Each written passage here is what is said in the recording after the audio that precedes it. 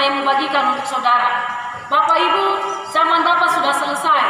Zaman anak atau zaman Yesus Kristus sudah selesai. Kita hidup di mana penggenapan demi penggenapan firman Tuhan sedang berlangsung, yaitu di hari ini. Sehingga Alkitab berkata dalam Matius pasal yang ke-24, kalau kita bicara tentang akhir zaman, Yesus sudah berbicara lebih dulu dalam Alkitab. Yesus berbicara tentang ketika dia dengan murid-muridnya, dia ada di Bukit Zaitun. Di situ pasal 24 perikopnya berkata, khotbah Yesus tentang akhir zaman.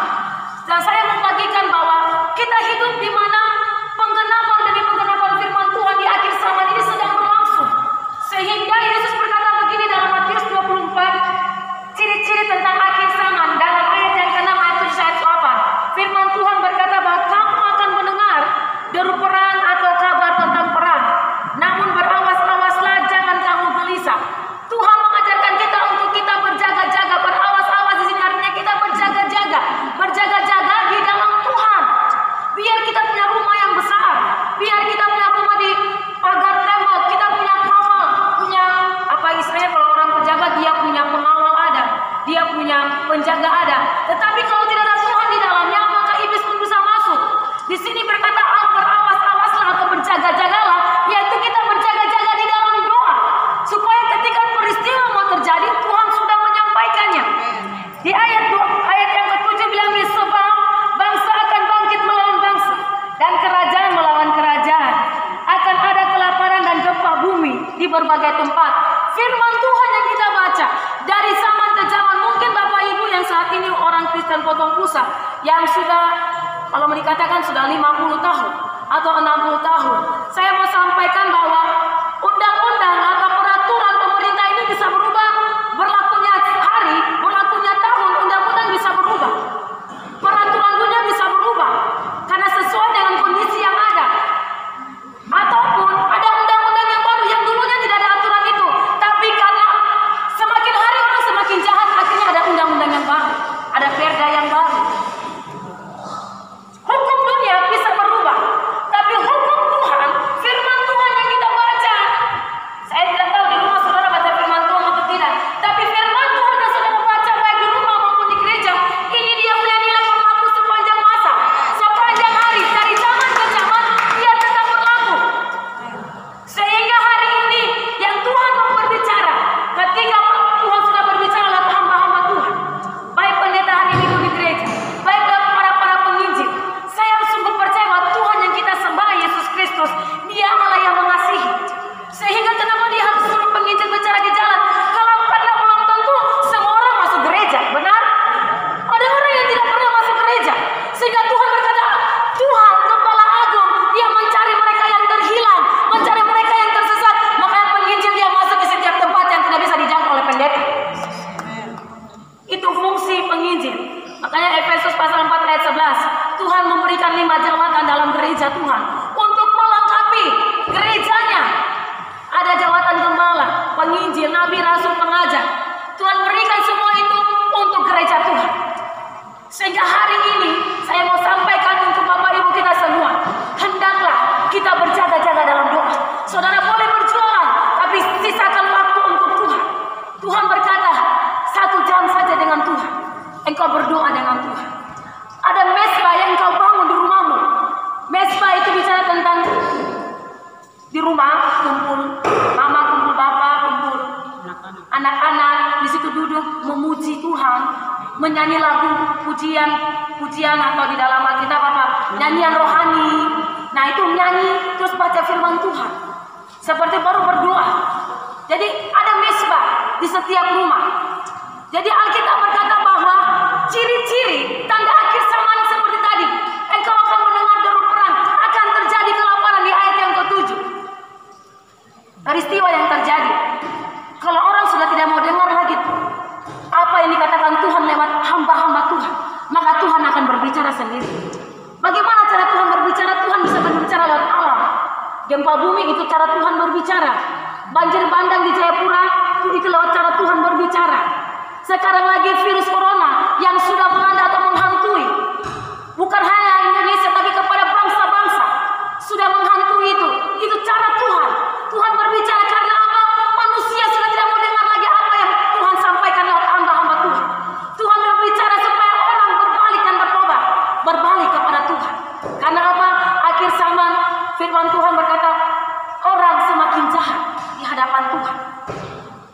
sehingga Tuhan akan bersihkan. Di ayat yang ke-8 firman Tuhan dari Matius pasal 24, akan terjadi semuanya itu. Artinya gempa bumi akan terjadi, peperangan akan terjadi, kelaparan akan terjadi. Akan tetapi semuanya itu barulah permulaan penderitaan menjelang zaman baru. Semua itu harus terjadi lewat adanya peristiwa virus corona. Kalau besok pemerintah dari gubernur sudah keluarkan tentang lockdown atau penguncian baik darat maupun udara, maka semua masyarakat tidak bisa beraktivitas dan tinggal dalam rumah, maka di situ kita akan masuk ke dalam krisis. Karena apa? Distribusi makanan, produksi makanan, mungkin Bapak Ibu yang tinggal di kampung, saya rasa bisa hidup karena hidup dari hasil kebun. Kalau orang kota bagaimana? Karena distribusi makanan, produksi makanan dibawa dari luar masuk ke dalam sudah tidak, karena perhubungan baik darat maupun laut pasti akan ditutup. Kita akan masuk ke tahap itu. Kita perlu baca firman Tuhan setiap hari. Mazmur pasal pertama, renungkanlah Taurat itu siang dan malam. Kalau kita bicara renung itu bukan kita baca sekedar tat selesai sudah tutup, amin. Tidak. Kata renungkan di sini ketika kita baca, kita harus menyanyi. Kita menyanyi artinya kita merenungkan hidup ini tentang apa yang Tuhan mau bicara lewat firman Tuhan kepada kita. Kita berdoa supaya Roh Kudus Dia berikan hikmat. Dia bukakan firman itu, karena firman Tuhan itu bukan seperti kertas koran yang kita baca terus tidak ada apa-apa. Tidak. Firman Tuhan ini memiliki kuasa.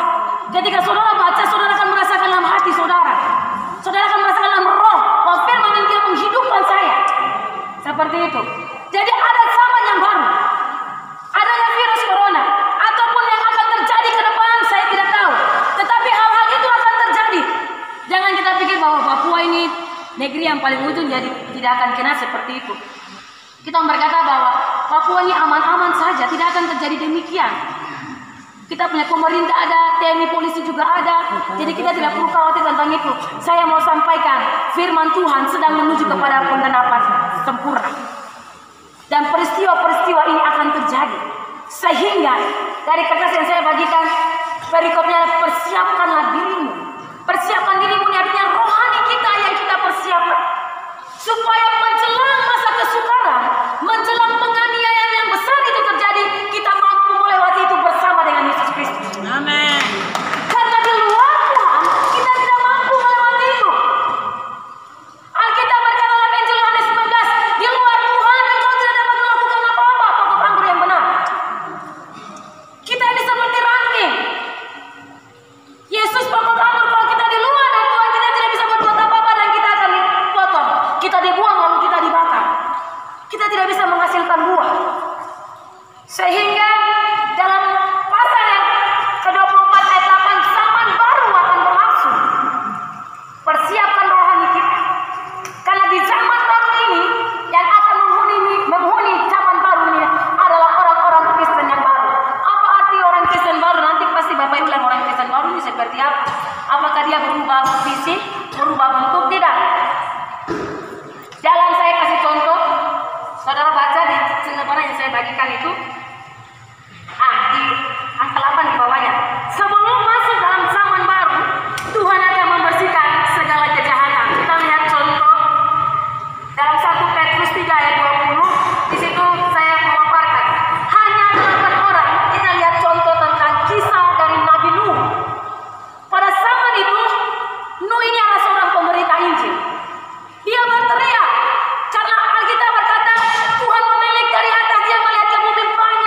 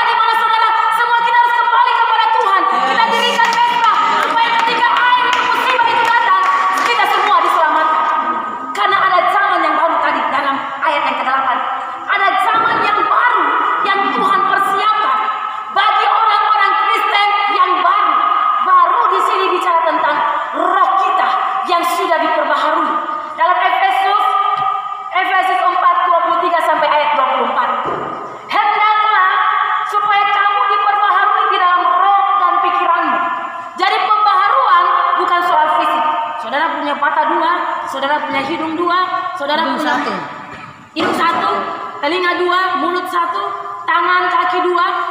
Fisik itu boleh ada, tapi yang perlu dirubah, yang perlu diperbaharui yaitu roh kita.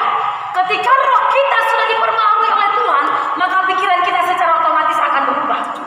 Yang tadinya, yang dulunya kita hidup hanya untuk, minta maaf, hidup hanya untuk cari uang saja. Tapi karena Tuhan sudah perbaharui roh saya, akhirnya pikiran saya berubah. Hidup ini bukan untuk uang saja, tapi hidup ini untuk mempermuliakan Tuhan. Bagaimana hidup saya pakai untuk mempermuliakan Tuhan. Sekalipun saya berjualan di pasar, saya bisa bersaksi bagi orang lain. Sekalipun saya di pasar, saya bisa berdoa bagi orang lain. Kita ada untuk menjadi terang bagi orang lain. Kita ada untuk menjadi berkat bagi orang lain. Kita ada untuk kita menyaksikan bahwa di dalam Yesus Kristus ada jawaban. Di dalam Yesus Kristus ada jalan keluar. Sehingga kalau hari-hari ini dunia sedang tergoncang, dunia sedang ditakuti, saya mau sampaikan di dalam Yesus ada jawaban, ada jalan keluar. Di dalam Yesus tidak ada ketakutan.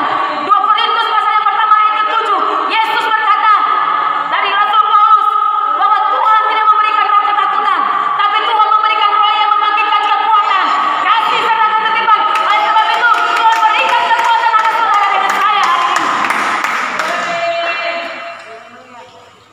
Ayat 24 dari Matius, dari Efesus 4. Dan mengenakan manusia baru.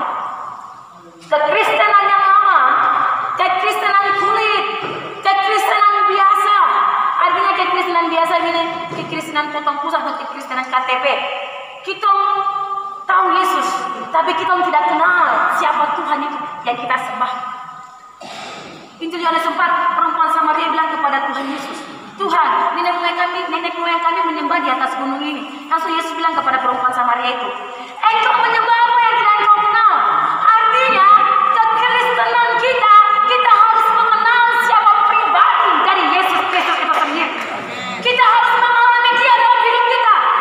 Kalau kita bicara kuasa, kita harus alami kuasa Tuhan dalam hidup kita. Kalau kita bicara mujizat, harus alami mujizat. Jangan orang lain mujizat terus bilang, Tuhan Yesus luar biasa karena mama itu udah mengalami mujizat. Benar, tapi apakah saudara sudah mengalami mujizat dari Tuhan secara langsung? Apakah saudara pernah mengalami kuasa Tuhan secara langsung? Itu yang harus ada dalam hidup kita. Makanya Tuhan berkata kepada perempuan Samaria, engkau menyembah apa yang tidak engkau kenal. Tapi akan tiba waktunya dan sudah tiba waktunya. Penyembah-penyembah yang benar akan menyembah Bapa dalam roh dan kebenaran. Roh saudara yang menyembah Tuhan. Kita akan koneksi dengan surga. Saudara punya handphone, saudara kalau punya handphone, kalau saudara punya pulsa 100, pulsa 500, tapi kalau tidak ada signal, saudara HP itu HP mati. Karena tidak bisa dipakai untuk komunikasi. Karena HP itu adalah alat komunikasi. Kalau HP yang kita pakai tidak bisa komunikasi, biar pulsa yang banyak 100 sampai 500, kalau tidak ada signal maka tidak bisa berfungsi. Saudara mau telepon, saudara punya anak di Jayapura yang sedang kuliah, tidak ada signal, tidak bisa. Begitupun dengan surga. Kita harus punya koneksi dengan surga. Kalau di HP ada signal baru kita bisa telepon, begitupun juga surga dengan bumi.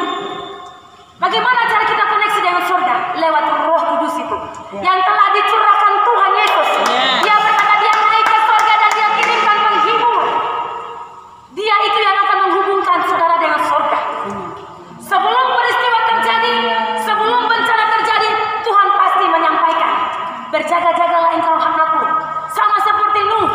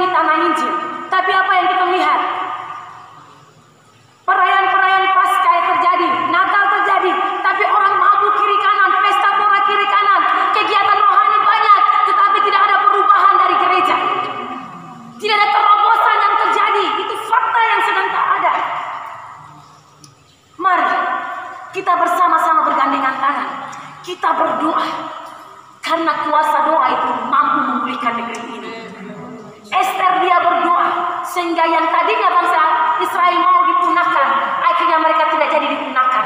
Umur mereka, kehidupan mereka berlangsung oleh karena ada doa. Ketika ada doa, maka Tuhan akan bertindak. Seperti itu. Jadi ada manusia baru.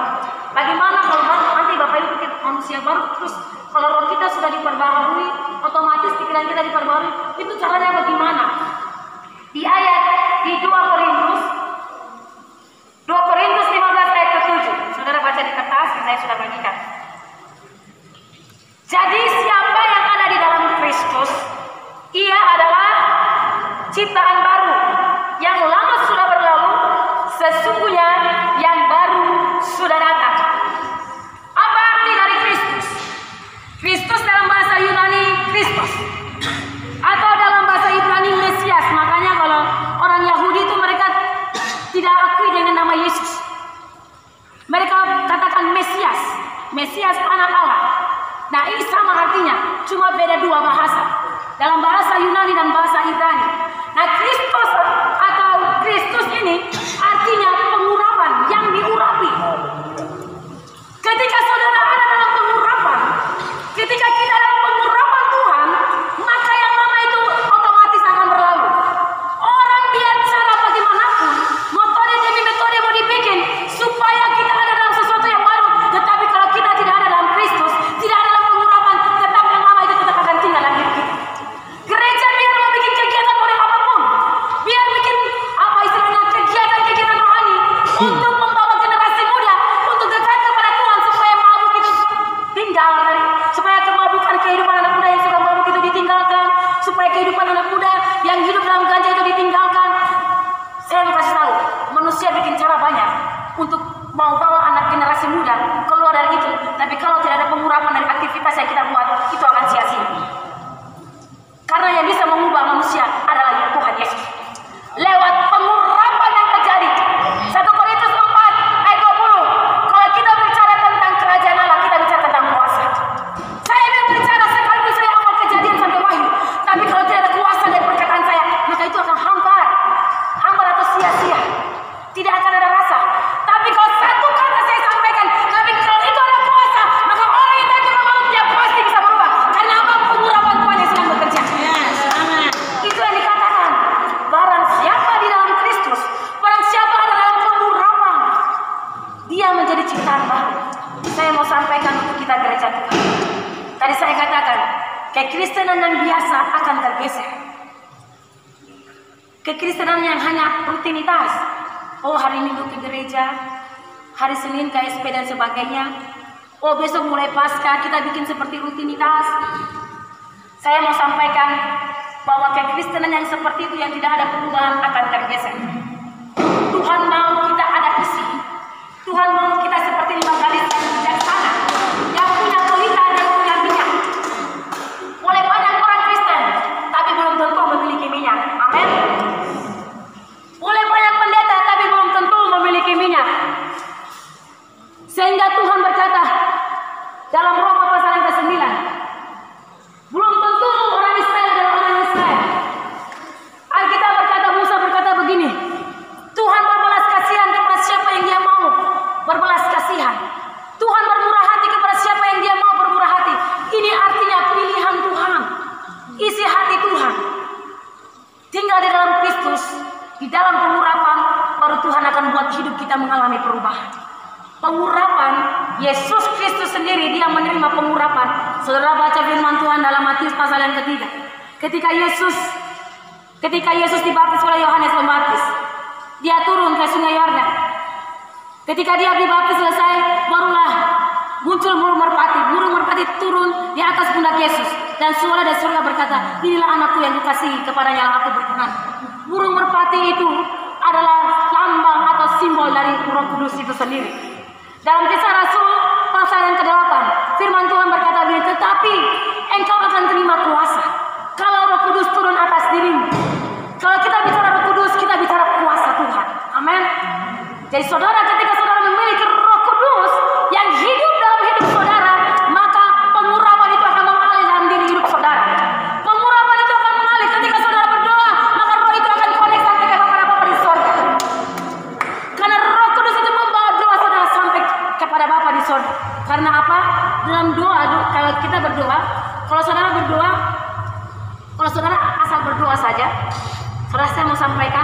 bahwa ada doa yang asal-asalan, doa yang tidak timbul dari iman, karena kita pikir ini sudah pagi, mau ke kantor, mau jualan, akhirnya kita baca doa singkat saja, mungkin yang biasanya dua bapak kami singkat sudah langsung jalan.